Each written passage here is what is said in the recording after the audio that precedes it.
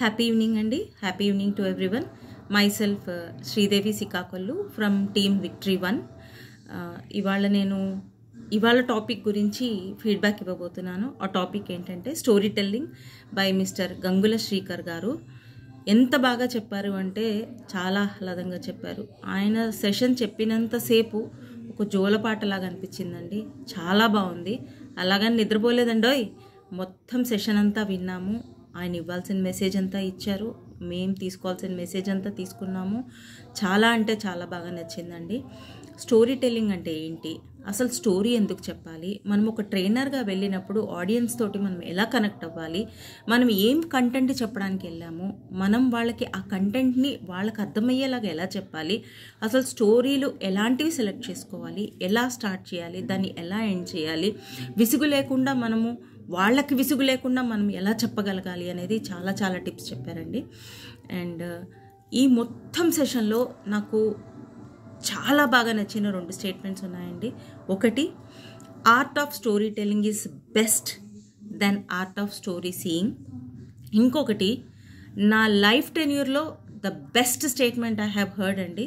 అది, శత్రువు ఒక హృదయాన్ని గెలుచుకోండి, రిజల్ట్ మీరు చూడండి. ఎస్ సార్, నేను కూడా ఇది ఎక్స్పీరియన్స్ చేస్తున్నాను. అండ్ మనం ఎక్స్పీరియన్స్ చేస్తే ఆ అవుట్పుట్ తెలుస్తుంది, ఆ రిజల్ట్ తెలుస్తుంది. అండ్ ఒక చిన్న స్టోరీ చెప్దాం అనుకుంటున్నాను సార్, మీరు చెప్పిన టిప్స్ని పాటించి. అది ఒక శనివారం, 2 వారాల క్రితం ఒక శనివారం. నేను మా పాప శనివారం ఒక శివాలయానికి వెళ్ళి అక్కడ నవగ్రహాల గుడిలో పూజ చేయించుకొని గుడి నుంచి ఇంటికి తిరిగి వచ్చేటప్పటికి 11:30-12, సుమారుగా 11:30-12. బాగా ఆకలేస్తోంది, ఏమీ తినలేదు పొద్దుటి నుంచి. అక్కడ ఒక చిన్న హోటల్ ఉంది. అప్పుడే అతను అంతా కడిగేసుకొని కట్టేసుకొని లోపల పెట్టబోతున్నాడు. వెళ్ళి అడిగాం, బాగా ఆకలిగా ఉంది, ఒక దోశ వేసిస్తారా అని. అయ్యో తప్పకుండా అమ్మ రండి అని చెప్పేసి మళ్ళీ అంత ఓపెన్ చేసి పొయ్యి వెలిగించి 2 దోశలు వేశాడు. ఆ వేసేటప్పుడు నేను చూశాను, పొయ్యి దగ్గర ఒక దోశ వేసి ఒక చిన్న ప్లేట్లో పెట్టింది.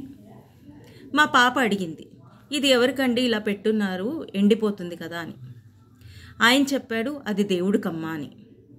మా పాప అదో రకంగా చూసింది, దేవుడికి ఏంటి అలా పెట్టారు ఏంటి అని. ఇద్దరం చెరొక దోశ తిన్నాము. మేం తింటుండగానే ఒక ఆవు వచ్చింది. ఒక ఆవు వచ్చి దానికోసమే పెట్టినట్టుగా ఆ ప్లేట్లో ఆ దోశ ముక్కని గబగబా తినేసి అటు నుంచి వెళ్ళిపోయింది. మా పాప నేను అలా చూసుకున్నాం. అప్పుడు మా పాప రియలైజ్ అయింది, దేవుడు అనేవాడు దేవుడే వచ్చి తినక్కర్లేదు. దేవుడు అనేవాడు ప్రతి మనిషిలోనూ, ప్రతి జంతువులోనూ, ప్రతి జీవిలోనూ ఉంటాడు. ఆయన మనల్ని ఎలాగైనా అప్రోచ్ అవ్వచ్చు, ఎలా అయినా బ్లెస్ చేయొచ్చు అని చెప్పేసి చాలా బాగా అనిపించింది. సో మనము ఆ భగవంతుడిని అందరిలో చూడగలగాలి. ఇది ఒకటైతే, ఇంకొకటి, మా పాప ఇంకొకటి అడిగింది, అమ్మ మరి మనలో కూడా దేవుడు ఉంటాడు కదా, మనం దేవుడు అనుకోవచ్చు కదా, మరి ఆయన డబ్బులు ఎందుకు తీసుకున్నాడు అని. అప్పుడు నేను చెప్పాను, అది ఆయన బిజినెస్, అది ఆయన వృత్తి. ఆయన మనలో కూడా దేవుణ్ణి చూశాడు కాబట్టే కట్టేసిన కొట్టు మళ్ళీ ఓపెన్ చేసి మనకు దోశ వేసిచ్చాడు అని. Thank you very much.